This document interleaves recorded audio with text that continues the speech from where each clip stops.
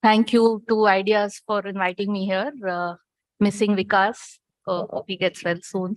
Um, uh, it's been quite exciting also the last 2 days, and I've been thinking maybe I should have spoken on gender or because of the interlinks that we've heard from other countries, but I'll stick to what I came with.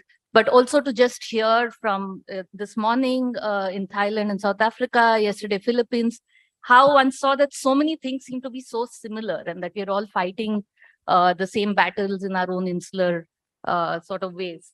So what I'll do in my 15 minutes is to quickly talk about food security, which has been mentioned quite a bit yesterday. I want to just start with just talking about the status in India, and then towards the end, raise some sort of things, issues for us to think about and discussion, which is not relevant only to India, but overall in terms of what kind of food systems we imagine. So India has been, um, of course, emerging and high growth and all that, but the one thing that's been sticking with us for very long is very high levels of malnutrition.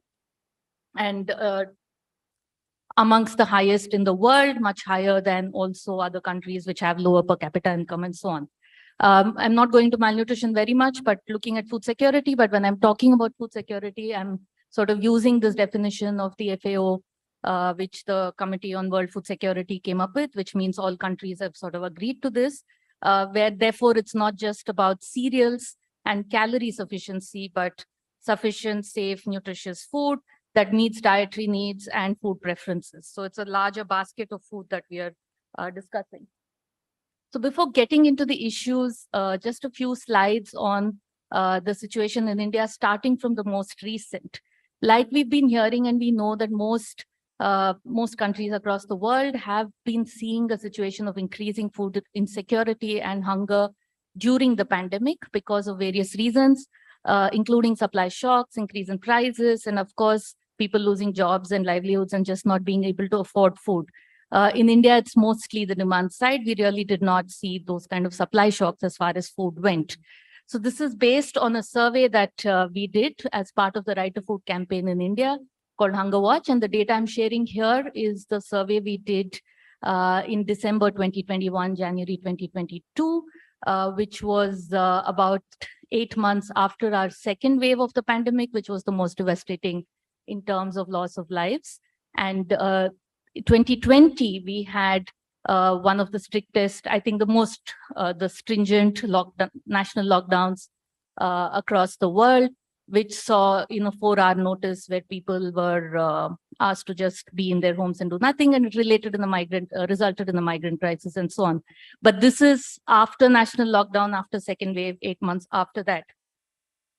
So we spoke to about almost 5,000 people across the country. And compared to before the pandemic, which was already a poor situation, 2 in 5 respondents said that their nutritional quality and quantity of food deteriorated. So on the base of high malnutrition and poor food consumption, we had another 40% saying that they felt that compared to before March 2020, what they were eating in the end of 2021 was less and of poorer quality. And this we saw was higher in urban households than in rural, which again is interesting because the way the pandemic has played out in the lockdowns, what we saw is this whole reverse migration, and on certain things like food security, that the people in the villages were able to handle better than even the city. So urban poverty is a big issue that we don't fully understand. And most people did not feel that things would improve either. We included the Global Food Insecurity Experience Scale in our survey. And just look at the first part, which is for national. So this is just 8 questions, yes or no. And a yes and even a single question is supposed to show some level of food insecurity. And the more number of yeses, the more food insecurity. So we had over almost 80% of the respondents had yes in at least one question. So that was the level of food insecurity. And this is not all to do with COVID. It's obviously that COVID came at the back of existing food insecurity. Cereal sufficiency, which is something that you would think is still there, also given the fact that we had a huge public distribution program which reached many of these people. Even in the case of cereals, when people were asked if the cereals were that they consumed in the last 1 month was sufficient, um, only 34% said yes, about 40% said no. Just finally, again, I won't go into each of the figures, but basically to say that cereals were still better off. When you look at more expensive and also in some ways more nutritious foods, those were even more affected. And this will link to issues of prices and supply and availability that I want to talk about later. So things like pulses, which is the main source of protein in most Indian diets, eggs, milk, flesh foods, all of these were much more affected. So people were consuming these less than even 2-3 times a day. For instance, if you look at eggs, about 50% of the people said that in their households, they eat eggs less than 2 or 3 times a day. In terms of milk, about half had milk only less than 2-3 times a day, and so on. And during the survey, we heard a lot of this households which had young children saying that they used to get some milk, they've stopped doing that now, fruits and so on. These are the things that got affected. So this was our survey, but even if we look at the FAO data, it shows that the prevalence of undernourishment as defined by FAO, and this is data that they come up with, putting together data on availability, access, and absorption. So there are, one line is in terms of percentages and the other is numbers. And we see, of course, in the last 3 time periods that in terms of proportion as well as numbers in India, the prevalence of undernourishment has gone up. What we also see in this is that it's started going up slightly before COVID. So this is not something that only COVID has caused. It's probably, and we have to look at it, in India in 2016, we had 2 big shocks. One was the demonetization, where all currency above a certain amount, 500 rupees, was demonetized again overnight. Our Prime Minister likes to do everything with a 4-hour notice. And that caused a lot of havoc, especially on the informal sector in terms of jobs and wages. And so this decline in economic growth as well as stagnating wages, in the earlier 2 years, it was more in rural areas, was something that was already happening even before COVID began. And I think this is one of those, again, we have very little data. We don't have consumption data for India after 2011-12. So we have to put together the puzzle by looking at these various sources. And this is one thing which tells us an increase, both in absolute terms and proportion, in food insecurity post 2017. If we look at child malnutrition, which is another indicator, particularly stunting, which is the first 3 bars, we had a new National Family Health Survey, which is on lines of the demographic and health surveys conducted in most countries across the world, which measured heights and weights of children. And this was, the last round was done over 2019 to 21. So half the states were done before COVID, and then there was a pause, and then they completed the survey. But what we basically see is that the decline in stunting has been quite low, and there are some, it's slowed down as well. If we convert this into decline per year, then it is slower in the later period, which is between 2015-16 to 1921, compared to the earlier period. And this, again, this is the all India picture. What is worrying is that when we look at it state-wise, we see that in about half the states, which put together would be the population more than most countries in the world, actually saw an increase in stunting.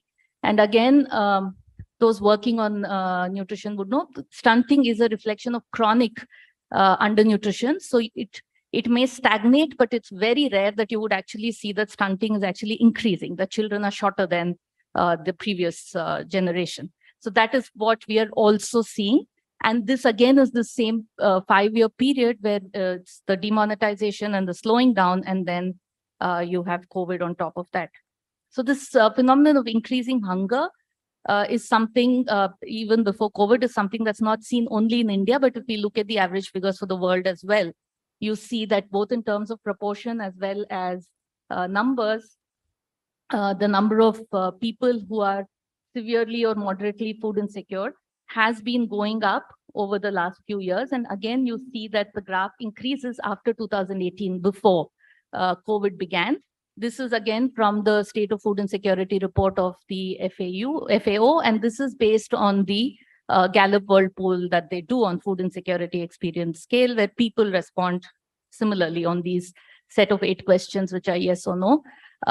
India doesn't accept the data from this survey. So we don't have the India data for this. They've done it in India, but they can't put it out because India, we claim that that doesn't truly reflect what's going on. But globally, we can see there's an increase, and I'm pretty sure that a large part of this is contributed to by India as well in terms of the numbers. So just coming now to the issues that many have raised yesterday as well, that there are all these uncertainties facing the food security.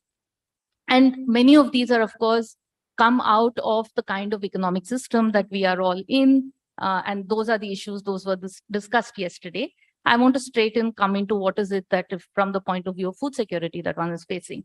Uncertain incomes, of course, affects how much people have access to food. And again, when I say food, it's not just the staples, it's what we have in our plate. We had a 9-course meal last night. That's the kind of, I'm not talking about that, but something in between maybe. So greater informalization, low and stagnant wages. I think something now we've been hearing is not just unique to India. We've been seeing across, of course, affecting how much people can buy food. Uncertain prices. So it's not just about inflation, but it's also price volatility. We had done a study a few years ago, which basically showed that it's price volatility that affects food security even more than price levels. Uncertain availability. So import dependence, many more countries are now net importers of food than earlier. And this itself is, of course, a result of the kind of trade policies that we have had. And import dependence obviously makes countries more vulnerable to food insecurity, like now we've discussed countries that are dependent on Russia or Ukraine for their food imports. So various global volatilities that affect food availability, the speculative markets, diversion of food grains to ethanol, which happens every once in a while, war, and then, of course, pandemic. In India, we like to believe that we don't have this problem, but actually we do. We don't have it very much in the case of rice and wheat, but everything else which is basic for our diets, for instance, pulses, like I was saying, which is the main source of protein in Indian diets, we are import dependent. We deport about 40% of our pulse consumption is imported. Edible oils, again, the main source of fat in Indian diets, 60% we are dependent on imports. So every time there is something that happens globally, prices go up, people's diets suffer. Uncertain production as well, where it sort of links to what Rohit was talking about earlier. Climate change also happening in many different ways. It's not just about average temperatures. Like this year, we've seen the wheat crop suffering in India because of early heat waves, and the rice crop currently also because of the rains not really happening exactly when they should be. Probably we'll have a deficit in our rice production as well, or at least a decline in the rice production, and of course increasing input prices as well. So all of this, I think, affects what the figure I've put on the right side, which is again from the SOFI report, where they estimate the proportion of people who are unable to afford a healthy diet. This is basically looking at each country's own national dietary food guidelines and looking at the cheapest source of food from each food group that would meet those guidelines, and looking at then local prices and seeing what proportion of income that diet would cost. And if it's more than 52% of the income, then they call it unaffordable, assuming that you need at least that much to spend on other things. So that, of course, again, like you can see in low-income countries, almost 90% of people do not have access to a healthy diet. Low middle income, almost 70%, India is in this group. Upper middle income, 15%, and high income countries is just 1.4%. And this is, of course, affected by the whole range of things, availability, prices, incomes, and so on. So, and at the same time, when we think about in this context, food policy in a country like India, and I'm sure this is what many countries in the global south are facing in terms of challenges, is what we actually see is declining support to agriculture. I think Jomo mentioned it yesterday about research institutes, the kind of technology that is available for agriculture and food production within global south countries going down. and at the same time, dominance of agribusiness in research, in innovation, in ownership of inputs and technology, and their influence on policy. I don't have time to go over this, but the whole monopolization, Monsanto, how they also influence development aid in agriculture in terms of, say, the Bill and Melinda Gates Foundation, what becomes their priority, and therefore GM food, and these are the things that are seen as solutions for the problem of availability and scarcity. Trade policies, of course, undermining food sovereignty. India regularly, WTO claims, is breaking the agreement on agriculture as far as the public stock holding clause is concerned. We have supposed to have a permanent peace clause, but there is again some discussion on this. And just the last point is on, even from the nutrition point of view, that when you, while the whole world claims to be still concerned about malnutrition, about stunting and wasting, as a solution to malnutrition, food security and consumption of food is becoming less and less part of that basket. So there is a trend towards medicalizing malnutrition, and you have these same companies and development agencies that are controlling food production, then also coming up with medicalized solutions to address malnutrition in the form of mandatory fortification of staples or ready-to-use therapeutic foods and so on. 2 minutes more. So despite all this, what sort of worked in India, and from that maybe something that we can learn, is that through COVID, there is the public distribution system. The public distribution system was recently expanded in after 2013, because we had the National Food Security Act being passed. So over 60% of the population in India now has ration cards, which gives them access to highly subsidized rice and wheat. This was expanded during COVID, where additional food grains were given for free for people who had ration cards. This was also possible because almost throughout COVID, we had more than 100 million tons of rice and wheat in our in the government's stocks. A lot of this to do with mismanagement as well, but then we had the stocks, we had hunger, and this was something that could be easily done. In my opinion, much more could have been done, but this is most of the surveys, like even the Hunger Watch that we did, show that this is something that reached people as well, despite the corruption and the leakages and so on. You find that more than 80% people said that they did get the greens every month, and an additional 10% that they didn't get it every month, but they did get it. But there are issues with the PDS as well, which got exposed during this period. There are targeting errors. There are many poor, particularly the migrants, who were left out. It includes only rice and wheat. So going back to my the definition of food security, pulses, oil, they gave it for a few months, but then couldn't keep up with it because we don't produce enough. And we also don't know how long this support will last, because there is a continuous discussion in the newspapers, in number of government documents also, on how this is a drain on the resources. But actually, if we look at it in terms of fiscal stimulus, this is the only thing our government did. And this is not very much. The additional amount that was spent on giving these free grains was less than 1%, about 0.5% of the GDP.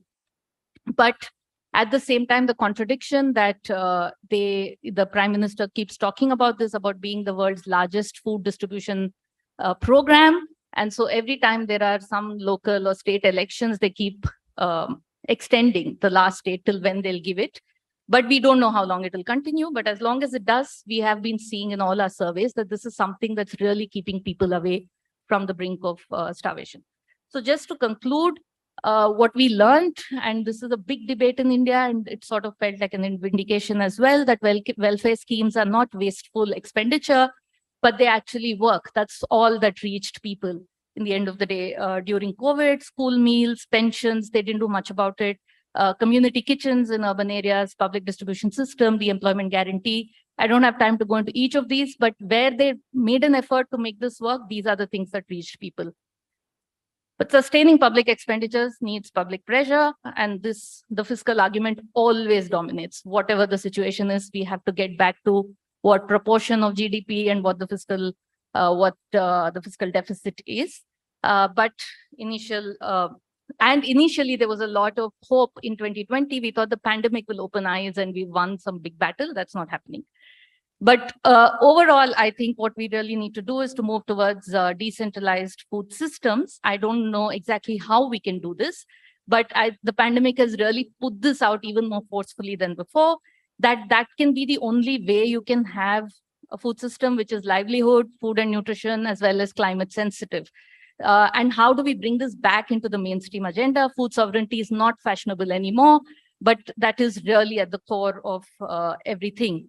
There's some short-run measures that we can think of, which would help, like some that Brazil did during the Lula period, which is last point, which is to link, for instance, your public distribution system or school meals and so on to local production. Even that, Brazil had a rule that, I don't know if they still have it, that their school meals, at least 30% of the ingredients that went into it had to come from a 5-kilometer radius. But that resulted in a lot of things being done then, thinking of what kinds of food, having storage facilities and so on. So in terms of short-term measures, we can think of a few of these. But long-term, I think it's essential. I don't have a roadmap, but it's something we need to talk about. Thank you.